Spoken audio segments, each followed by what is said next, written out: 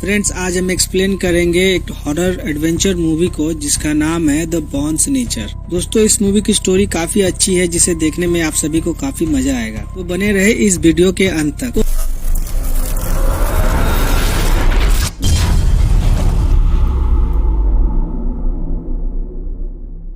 तो मूवी की स्टार्टिंग में हमें एक बहुत ही बड़े रेगिस्तान को दिखाया जाता है जहां कुछ साइंटिस्ट किसी चीज की खोज कर रहे होते हैं। ये साइंटिस्ट एक प्राइवेट कंपनी में काम करने वाले लोग होते हैं। दरअसल ये लोग रेगिस्तान के अंदर दफन हुए खजाने को ढूंढने का काम करते हैं। वो लोग ट्रक में बैठकर खजाने की तलाश में जा रहे होते हैं, पर तभी रास्ते में उन्हें एक बड़े से अंडे के आकार का चट्टान को देखते हैं। पॉल नाम का एक साइंटिस्ट इस चट्टान के ऊपर हथौड़ा मारता है तो वो चट्टान अंदर से खोखला होने के कारण टूट जाता है और उसके अंदर से एक अजीब सा क्रीचर निकलकर उन लोगों को बहुत ही बेरहमी से मार देता है। उसके बाद सीन चेंज होता है और हम एक लैब को देखते हैं जहाँ कुछ लोग उस लैब के कमरे में फंसे होते हैं और उस कमरे का टेम्परेचर काफी तेजी से नीचे गिर रहा होता है, मगर डॉक्टर जैक अपनी इस काबिलियत और सूझबूझ से उन सभी को बचा लेता है। और फिर उसके बाद जैक का बॉस वहाँ आता है और उसे देता है और उस जगह जाकर वहाँ पर इन्वेस्टिगेशन करने को कहता है। और फिर हम अगले ही सीन में जैक को उसी रेगिस्तान में देखते हैं जो मूवी की शुरुआत में दिखाया गया था। और फिर जब जैक कार से उतरता है तो वहाँ एक बूढ़े आदमी को बैठा देखता है और उसके बाद जैक को लेने एक ऑफिसर काल आता है और उसे अपने साथ बेस में ले जाता है जहाँ मिकी नाम की एक लड़की उसका सामान चेक कर रही होती है। उसके बैग से एक डिवाइस मिलता है। मिकी जैक से पूछती है कि ये क्या है तो जैक कहता है कि ये जमीन के अंदर किसी भी अनजानी चीज का पता लगा सकता है। और फिर उसी दौरान टाइटस नाम का और एक ऑफिसर आता है जिसके हाथ में मरा हुआ सांप होता है। और उसके बाद मिकी अपनी एक डायरी खोज रही होती है, पर जॉन उस डायरी को अपने पैंट के सामने रख लेता है। उसके इस हरकत से जॉन और काल के बीच लड़ाई हो जाती है और फिर मिकी और जॉन वहाँ से बाहर निकल आते हैं। वह सभी लोग ट्रक में जरूरत के सामान को रख रहे थे। उन लोगों को उस रेगिस्तान में कई मीलों तक भटकना पड़ सकता था। वह लोग खाने का सामान, पीने का पानी, फर्स्ट एड बॉक्स और बहुत सारा पेट्रोल रख रहे थे ताकि उनको रास्ते में कोई भी दिक्कत ना हो। और उसके बाद हम और दो कैरेक्टर को देखते हैं जिसका नाम कल्ट और मेगना होता है। वो दोनों उस ट्रक के ड्राइवर होते हैं। वो सभी लोग वहाँ से निकल रहे होते हैं, पर तभी वही बूढ़ा आदमी आता है और वह टाइटस को एक लॉकेट देता है। उस लॉकेट का डिजाइन बहुत ही अजीब होता है और फिर सभी लोग वहाँ से निकल जाते हैं। दरअसल वो लोग उन्हीं तीनों लोगों को खोजने जा रहा था जिसको हमने मूवी की शुरुआत में देखा था। कुछ दूर जाने के बाद उन लोगों को उन्हीं तीनों साइंटिस्टों का ट्रक मिलता है। जब वो सभी लोग उस ट्रक से उतरकर आसपास ढूंढते हैं तो उन्हें दो इंसानी कंकालें मिलती हैं। जब काल उन कंकालों की तलाशी करता है तो उसके पास से एक चाकू मिलता है, जिसे देखकर काल समझ जाता है कि यह कंकाल उन्हीं साइंटिस्टों का है। मगर काल इस बात से हैरान होता है कि उनकी मौत कुछ ही घंटे पहले हुई होती है, तो इतनी जल्दी उनकी बॉडी कंकाल में कैसे बदल गई। यह सब देखकर मिकी कहती है कि हमें इनकी जांच के लिए पुलिस को बुलानी चाहिए।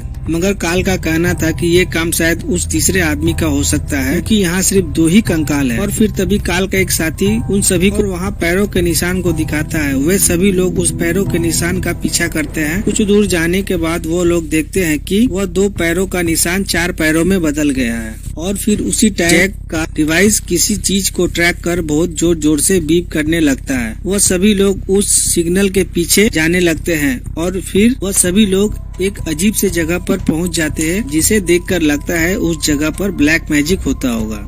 टाइटस जैक को किसी भी चीज को छूने से मना करता है। फिर टाइटस देखता है कि जो लॉकेट उस बूढ़े आदमी ने लिया था हूबहू उसी की तरह वह खोपड़ियों का डिजाइन होता है। और फिर कल्ट उन लोगों को ढूंढते हुए ट्रक को लेकर वहां आ जाता है और फिर वह सभी लोग उस ट्रक में बैठकर अपने बेस जा रहे होते हैं और यहाँ एक फॉरेंसिक टीम भेजने के बारे में सोच रहे होते हैं। और कुछ दूर जाने के बाद उन्हें एक और इंसानी कंकाल को देखते हैं। जब वो लोग उतर के देखते हैं तो वो तीसरे आदमी का कंकाल होता है जिस पर काल को शक था।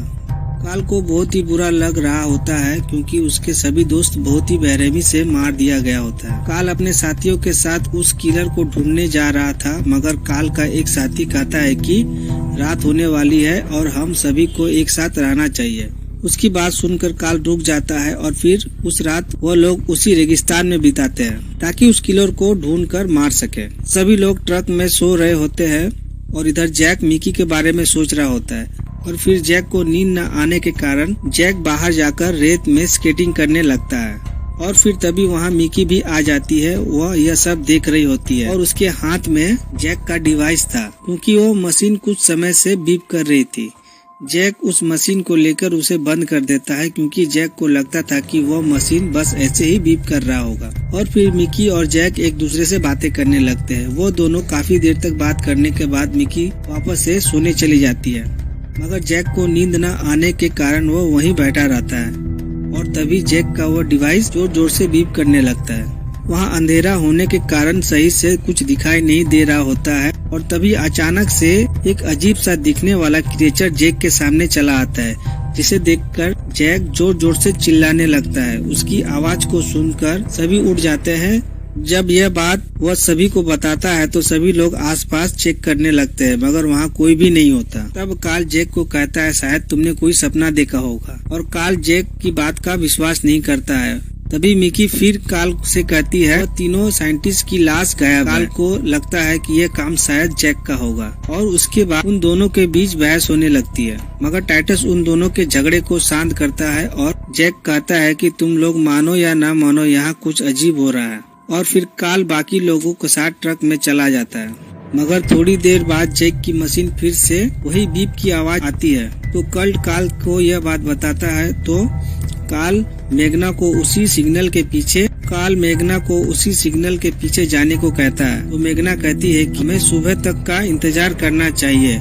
तो कार्ल उसकी बात को मान लेता है और जब सुबह होती है तो उन्हें पैरों के निशान को देखते हैं और कुछ दूर जाने के बाद वो लोग ट्रक से उतरकर उस क्रिएचर को ढूंढने लगते हैं और तभी कार्ल को वो क्रिएचर दिख जाता है। तो कार्ल उस पर निशाना लगाकर शूट कर देता है। उस क्रिएचर पर गोली लगते ही वो क्रिएचर टूटकर बिखर जाता है और जब बहुत सभी लोग उस क्रिएचर को देखने के लिए उस जगह जाते हैं तो उस जगह पर कुछ भी नहीं होता। यह देखकर सभी हैरान हो जाते हैं और वहाँ उन्हीं साइंटिस्टों के बॉडी को भी देखते हैं। वह सभी लोग यह देखकर घबरा जाते हैं और फिर सभी लोग ट्रक में बैठकर ट्रक को जैसे ही स्टार्ट करते हैं में अचानक से शॉर्ट सर्किट होने के कारण ट्रक में आग लग जाती है। वह लोग जल्द से उस ट्रक से उतरते हैं और आग को बुझाने लगते हैं। आग को बुझाने के बाद कार्ल कहता है, यह ट्रक पूरी तरह से खराब हो गई और इसे ठीक करने में कम से कम महीनों लग सकते। और फिर मिकी रेडियो ऑन करती है। रेडियो में कोई भी सिग्नल नहीं होता है। अब वो सभी लोग बहुत ही बुरी तरीके से उस जगह पे फंस जाते हैं। तो उनके ऊपर से एक प्लेन को जाते देखते हैं।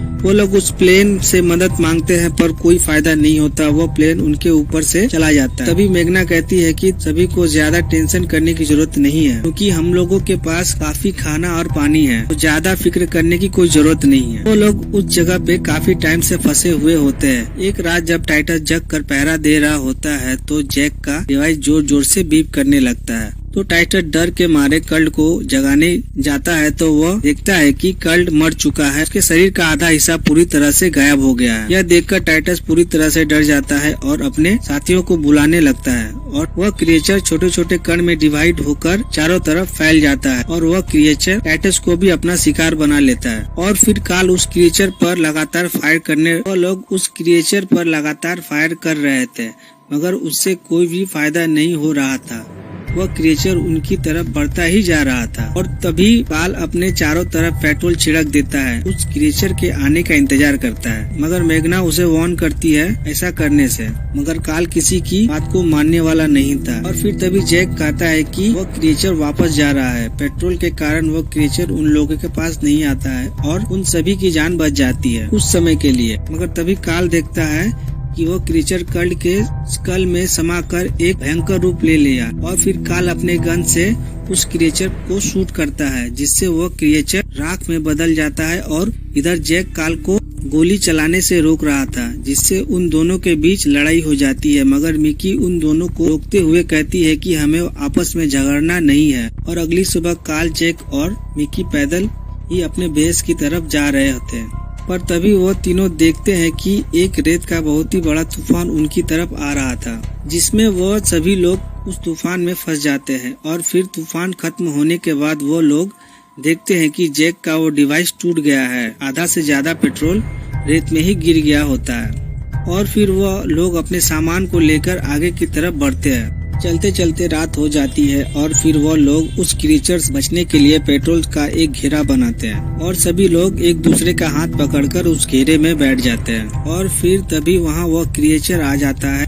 वह क्रिएचर मेगना का फेस लगाया होता है और इससे हमें यह पता चलता है कि वह क्रिएचर मेघना और टाइटस को भी मार दिया था। वह क्रिएचर पेट्रोल के कारण उस घेरे के अंदर नहीं आता है और फिर वहाँ से वो क्रिएचर चला जाता है। और जब सुबह होती है तो वो लोग तीनों साइंटिस्ट के ट्रक को देखते हैं। वो लोग ट्रक से मदद बुलाते हैं और उस ट्रक में बैठकर आगे की तरफ बढ़ते हैं तो उन्हें भी वही चट्टान दिखता है जिसके अंदर वो क्रिएचर था। जब वो लोग उस चट्टान के अंदर जाते हैं तो वो लोग समझ जाते हैं कि ये उसी क्रिएचर का घर होगा जिसमें वह रहता होगा।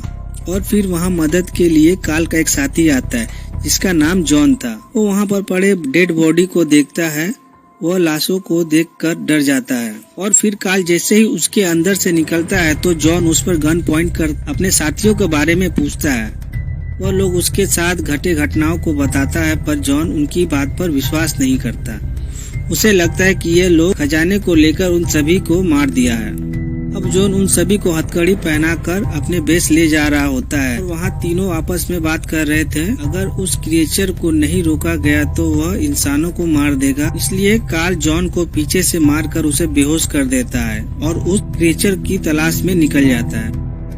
वो सभी लोग एक माइन के पास पहुंचते हैं और उन लोगों के पास एक एक्सप्लोसिव लिक्विड होता है। वह लोग एक्सप्लोसिव लिक्विड को लेकर उस माइन के अंदर चले जाते हैं। उस माइन के अंदर बहुत ही अंधेरा होता है जिसके कारण उन्हें कुछ भी दिखाई नहीं दे रहा होता है। और फिर तभी जैक को वहाँ जैक उस जनरेटर को ऑन करता है जिससे माइन में रोशनी आ जाती है और वो सभी लोग उस माइन के अंदर उस क्रिएचर को ढूंढने लगते हैं। और इधर देखते हैं कि उस क्रिएचर को भी उनके होने का एहसास हो गया था। और फिर तभी काल को वह क्रिएचर दिख जाता है। काल उस क्रिएचर को मारने के लिए उसके पीछे भागता है मगर वो क्रिएचर ही चालाकी से काल को पकड़ लेता है। तभी जैक वहाँ आकर हवा में फायर कर उस क्रिएचर का ध्यान भटकाने लगता है और फिर वह क्रिएचर काल को छोड़ जैक को मारने के लिए उसकी तरफ भागता है और जैक के बिछाए ट्रैप में फंस जाता है। और फिर मिकी काल को उठाकर उस गड्ढे के पास ले आती है उस क्रिएचर को देखने के लिए, मगर तभी क्रिएचर काल का पैर पकड़ लेता है और गड्ढे में अपने साथ खींच लेता है। मगर काल वह लिक्विड एक्सप्लोसिव को एक्सप्लोड कर अपने साथ उस क्रिएचर को भी मार देता है। वो दोनों अपनी जान बचाकर भागकर माइन के दूसरे हिस्से में पहुंच जाते हैं। उस जगह और भी बहुत सारे क्रिएचर होते हैं, उनको चारों तरफ से घेरने लगता है और जैक की नजर वहाँ पड़े एक कोकून में पड़ता है। जैक समझ जाता है कि वो कोकून ही सारे क्रिएचर को कंट्रोल कर रहा है और फिर जैक कुछ कोकून में चाकू मार देता है। उसके बाद वो सभी क्रिएचर मर जाते हैं और फिर तभी वो माइन गिरने लगता है, मगर माइन के गिरने से पहले ही वो दोनों उससे बाहर आ जाते हैं। जब बाहर आते हैं तो वो दोनों देखते हैं कि जॉन भी मारा गया है। फिर अगली सुबह मिकी और जैक टैक्सी इंतजार कर रहे होते हैं क्योंकि उन दोनों का काम अब खत्म हो चुका था। टैक्सी के आने के बाद जैक मिकी के सामान को कार में रख देता है और तभी हम देखते हैं कि मिकी के बॉक्स में रानी का एक कोकून और फिर मूवी यहीं से खत्म हो जाती है। दोस्तों, आप लोगों को इस मूवी का एक्सप्लेनेशन अगर अच्छा लगा हो तो वीडियो को एक लाइक और चैनल को सब्सक्राइब कर बेल नोटिफिकेशन को ऑल पे सेट कर लीजिए ताकि मैं ऐसी कोई भी वीडियो लाऊं तो सबसे पहले नोटिफिकेशन आप तक पहुंचे। तो मिलते हैं अगले नेक्स्ट वीडियो पे।